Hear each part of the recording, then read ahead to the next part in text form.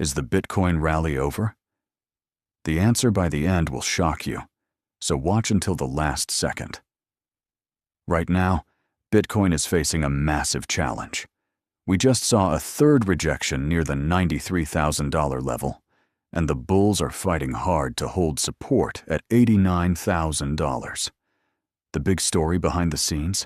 Spot ETFs just saw nearly $1 billion in outflows this week. This is creating heavy short-term pressure, even though the long-term trend remains bullish. Here's the reality. Institutional investors are now officially transitioning from physical gold to Bitcoin as the primary store of value for 2026.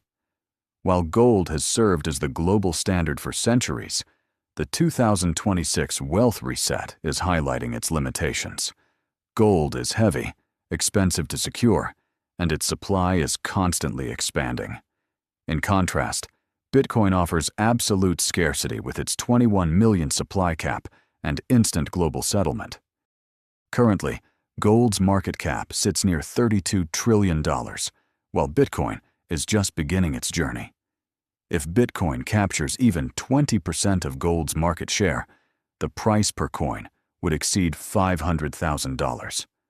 We are witnessing a generational shift from analog to digital wealth. Are you holding the past or the future? Leave a comment with your strategy and follow Digital Wealth Flow 2050 for the next update. The content provided by the Wealth Reset 2050 is for educational purposes only and does not constitute financial advice. Please conduct your own research or consult a professional before making any investment decisions. Here's the reality. Institutional investors are now officially transitioning from physical gold to Bitcoin as the primary store of value for 2026. While gold has served as the global standard for centuries, the 2026 wealth reset is highlighting its limitations.